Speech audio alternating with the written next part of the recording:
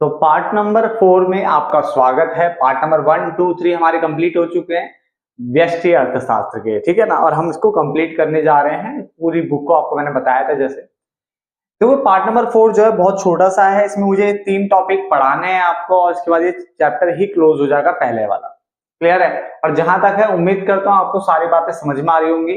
Proper notes बनवा रहा हूँ, थोड़ा ज्यादा कंटेंट दे रहा हूँ मैं आपको ताकि आपको दिक्कत ना हो। क्लियर है।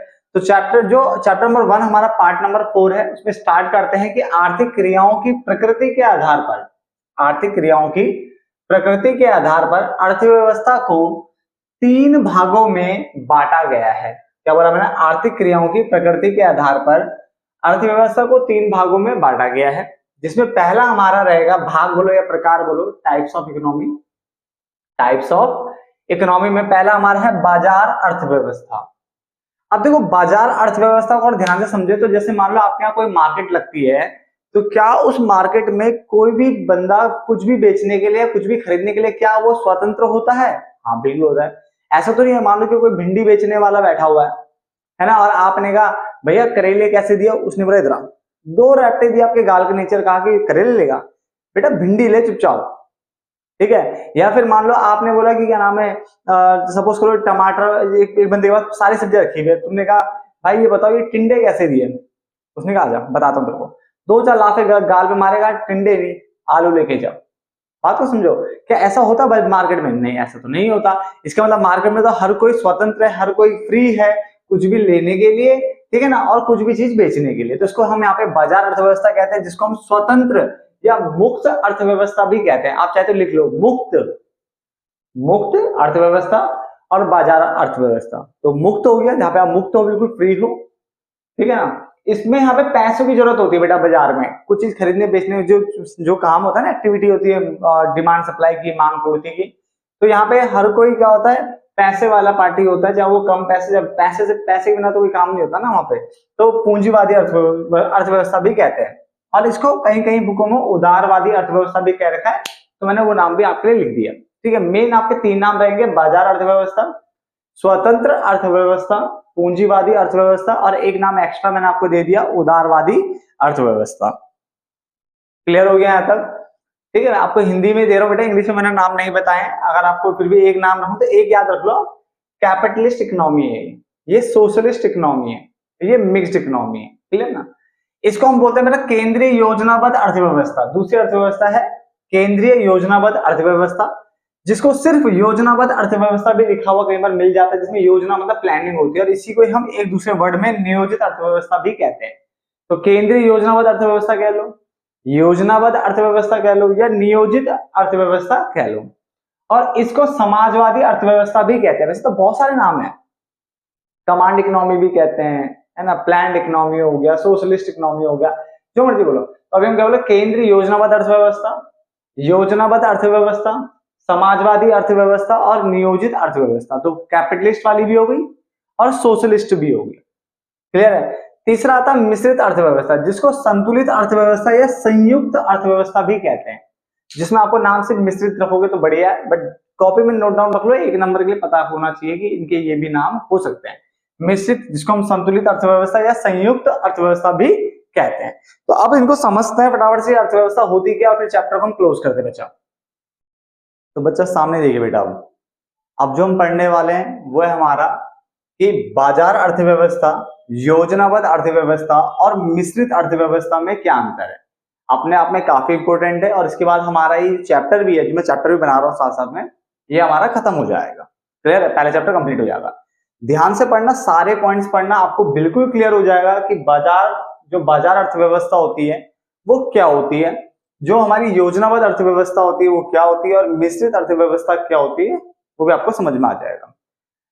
इनके अगर आपको और नाम देखने, तो मैंने देखो पूरे पार्ट्स में डाला हुआ है, बाकी जो अलग से डिफरेंस बना रहा हूं मैं साथ में, उसमें आपके 3 नाम आपको दिखा दिए, बाकी मैं बता दूंगा खाली ऐसी, ठीक है, आप लिख लेना ऐसी, है ना, कॉपी में। चलो देखते हैं सबसे पहले बाजार अर्थव्यवस्था होती क्या है। यह एक ऐसी अर्थव्यवस्था होती है, या यह एक ऐसी अर्थव्यवस्था है जहां आर्थिक क्रियाओं को बोल लो या आर्थिक गतिविधियों को कह लो, बाजार की शक्तियों, किस पे, बाजार की शक्तियों। बाजार में क्या चलता है बेटा, मांग और पूर्ति तो चलता है। तो मांग और पूर्ति बोलो या आपूर्ति बोल लो, एक ही बात है, द्वारा नियंत्रित किया जाता है। तो उसने बोला बाजार अर्थव्यवस्था वह अर्थव्यवस्था होती है जहां पे आर्थिक क्रियाओं को यानी आर्थिक गतिविधियों को बाजार की शक्तियों द्वारा नियंत्रित किया जाता है। बाजार की शक्तियों मतलब हो गया मांग और पूर्ति के द्वारा यहाँ पे आर्थिक क्रियाओं को नियंत्रित किया जाता है, कंट्रोल किया जाता है। क्लियर हो गया।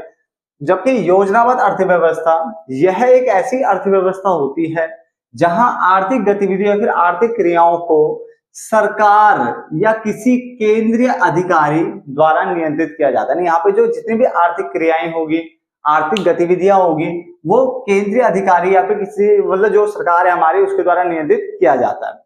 जबकि मिश्रित मतलब मिक्स इन दोनों का, तो इसका मतलब यह एक ऐसी अर्थव्यवस्था है जहां आर्थिक क्रियाओं को या आर्थिक गतिविधियों को बाजार की शक्तियों जो कि मांग और पूर्ति होती वो और सरकार दोनों के द्वारा यहाँ पे नियंत्रित किया जाता है।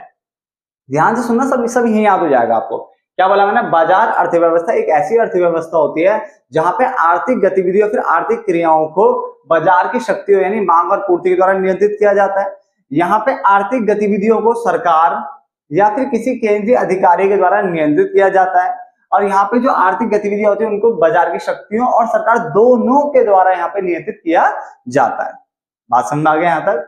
चलो पॉइंट नंबर टू है हमारा स्वामित्व यानी ऑनरशिप की। अगर हम बात करें तो इसके अंतर्गत उत्पादन के साधनों पर निजी क्षेत्र या निजी उद्यमों का स्वामित्व होता है। निजी मतलब प्राइवेट, तो प्राइवेट सेक्टर यानी प्राइवेट जो क्षेत्र है, प्राइवेट उद्यम है, उसका यहाँ पे स्वामित्व होगा। जबकि इसके अंतर्गत उत्पादन के साधनों पर समाज का या सार्वजनिक क्षेत्र या सार्वजनिक उद्यम बोल लो का स्वामित्व होता है। सार्वजनिक मतलब सरकारी, तो सरकार का यहाँ पे स्वामित्व होता है यानी पब्लिक का, यहाँ पे प्राइवेट का। क्लियर है? और इसके अंतर्गत उत्पादन के साधनों पर निजी यानी प्राइवेट और सार्वजनिक मतलब पब्लिक यानी निजी और सरकार दोनों का यहाँ पे क्या होता है? स्वामित्व होता है। दोनों मिक्स हो गए ना वहां पे, समझ में आ गया? पॉइंट नंबर अगला, आर्थिक निर्णय। इसके अंतर्गत आर्थिक जितने भी निर्णय जितने भी इकोनॉमिक डिसीजंस लिए जाते हैं, आर्थिक निर्णय लिए जाते हैं, उनका उद्देश्य क्या होता है? लाभ को अधिकतम करना। लाभ को अधिकतम करने के उद्देश्य से यहाँ पे आर्थिक निर्णय लिए जाते हैं। जबकि यहाँ पे जो आर्थिक निर्णय होते हैं वो सामाजिक कल्याण को अधिकतम करने के उद्देश्य से लिए जाते हैं। जबकि इसके अंतर्गत आर्थिक निर्णय जो होते हैं वो लाभ तथा सामाजिक कल्याण दोनों को अधिकतम करने के उद्देश्य से लिए जाते हैं। 3 पॉइंट समझ में आ गए?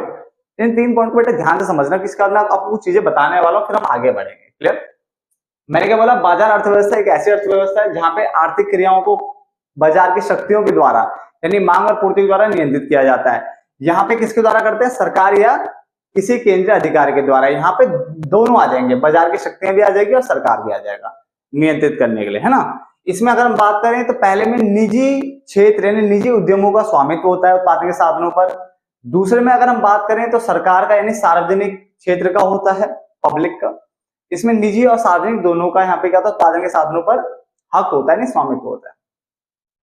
आर्थिक निर्णय इकोनॉमिक डिसीजन जितने भी लिए जाते हैं उनका उद्देश्य लाभ को अधिकतम करना होता है, सामाजिक कल्याण को बढ़ावा देना होता है। यहाँ पे लाभ और सामाजिक कल्याण दोनों होते हैं। अब बात को समझना बेटा, देखो वैसे तो मैंने जो पूरी वीडियो में तो सब कुछ बता रखा है, इनके नाम भी बताए, बट मैं ऐसे अभी और वैसे ओरली बोल देता हूं, आप लिख लेना, ठीक है। बाजार अर्थव्यवस्था को पूंजीवादी अर्थव्यवस्था भी कहते हैं, पूंजीवादी या स्वतंत्र अर्थव्यवस्था भी कहते हैं। स्वतंत्र मतलब मुक्त, तो उसको बाजार अर्थव्यवस्था कह लो, पूंजीवादी अर्थव्यवस्था कह लो, मुक्त अर्थव्यवस्था कह लो, स्वतंत्र अर्थव्यवस्था कह लो, या उदारवादी भी कह सकते हैं, उदारवादी अर्थव्यवस्था कह लो। तो उसने नाम बता दिए मैंने, लिख लो, कोई भी काम आ जाएगा, ठीक है ना। इसकी अगर हम बात करें तो उसको हम कहते हैं योजनाबद्ध अर्थव्यवस्था, या तुम्हारी क्या कहते हैं कि सोशलिस्ट मतलब समाजवादी अर्थव्यवस्था भी से कहते हैं, हमने वहां पे लिखा था। तो समाजवादी अर्थव्यवस्था हो गया, योजनाबद्ध अर्थव्यवस्था हो गया, और क्या कहते हैं इसको? नियोजित अर्थव्यवस्था भी कहते हैं, या केंद्रीय योजनाबद्ध अर्थव्यवस्था। देखो केंद्रीय योजनाबद्ध अर्थव्यवस्था, या सिर्फ योजनाबद्ध अर्थव्यवस्था, या नियोजित अर्थव्यवस्था, या फिर समाजवादी अर्थव्यवस्था। 4 हो गए। इसके मैंने लिखवाए होंगे जहां तक है मिश्रित अर्थव्यवस्था, या शायद दोहरी लिखवाया हो, क्या पता, मैंने इस पर चेक कर लेना।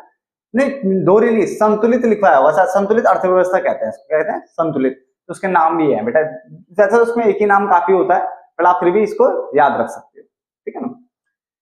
यहाँ पे देखो होता क्या है, देखो मैंने एग्जांपल में लिखा है, जैसे यूएस हो गया, इधर देखिए पहले यूएस हो गया, यूके, जापान, न्यूजीलैंड, ये क्या आप गूगल जरूर कर लेना, एक बार देख लेना, वैसे मेरी तरफ से तो सही है नाम, यूएस, यूके, जापान, न्यूजीलैंड, ये जो है ना बेटा आपके क्या है, बाजार अर्थव्यवस्था यानी कैपिटलिस्ट इकोनॉमी को फॉलो करते हैं।